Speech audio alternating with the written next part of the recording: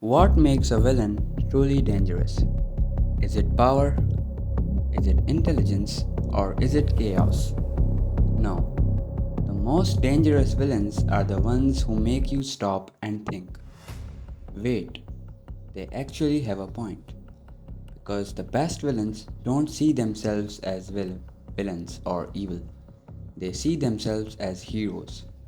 People willing to do what nobody else will. And sometimes they expose problems the heroes ignore. Today, we are looking at villains who are actually right, or at least right enough to make things uncomfortable. First of all, Magneto. Magneto isn't just one of Marvel's greatest villains, he's one of the most understandable ones. Humans fear mutants, and throughout Marvel history, that fear constantly turns into violence. Mutants are hunted, experimented on, and imprisoned, and sometimes even exterminated. So when Magneto says humans will eventually try to destroy mutant kind, he's not being paranoid. Neither he's looking at evidence. That's what makes him terrifying, because deep down you understand why he thinks that way. Magneto survived genocide as a child, so when he sees government building giant mutant killing robots, he doesn't see protection. He sees history repeating itself. And honestly, Marvel repeatedly proves him right.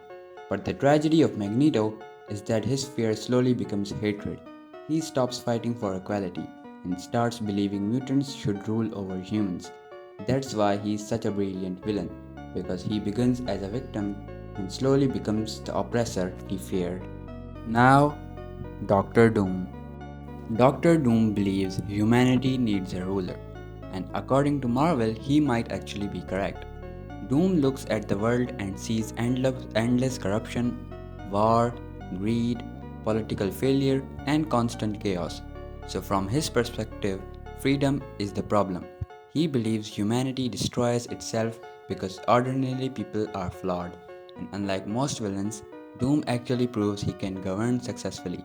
His nation, Latveria, is often shown as peaceful, technologically advanced, and stable. Some citizens genuinely respect him.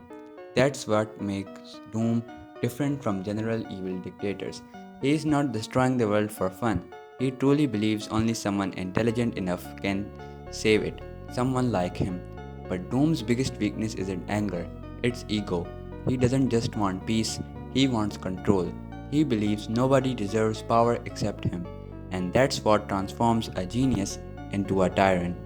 Now, Killmonger. Killmonger changed the way people viewed Marvel villains because his anger felt real. In Black Panther, he asks Wakanda one brutal question: while people suffered around the world, where were you? And honestly, that question hits hard. Wakanda had the technology and power to help millions, but instead they stayed hidden. Killmonger exposes something uncomfortable. Having power means nothing if you refuse to use it to help others, and that's why audiences connected with him. He wasn't fighting for random destruction, he was fighting against abandonment, but revenge slowly consumes him. He stops wanting justice and starts wanting domination. That's the pattern with great villains. They begin with the truth, but their hatred twists that truth into something dangerous. Now, Thanos. Thanos became one of the most iconic villains ever because people actually debated his logic. His argument is simple: resources are limited, population keeps growing, and eventually civilizations will collapse. That fear exists in the real world too. That's why so many people found him interesting.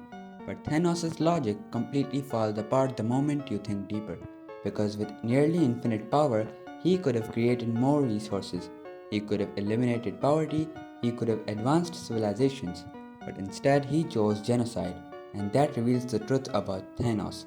He didn't just want balance, he wanted control over life itself. That's why he's such an effective villain. For a moment, he tricks both the audience and himself into believing he's merciful, when in reality, he's committing mass murder on a universal scale.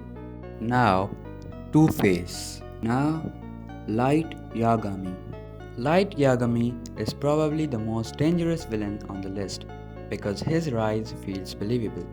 He starts with a goal many people secretly understand: eliminate criminals. And at first, the world actually changes.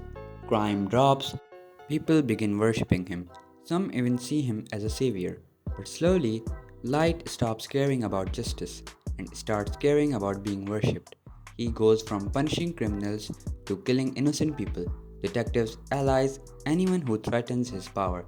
And that's the terrifying message of Death Note. When one person gains absolute power, they stop seeing themselves as human. They start seeing themselves as a god. And when someone believes they're a god, they'll justify anything. The greatest villains aren't memorable because they are pure evil. They are memorable because they force us to confront uncomfortable truths: fear, corruption, injustice, greed, human failure.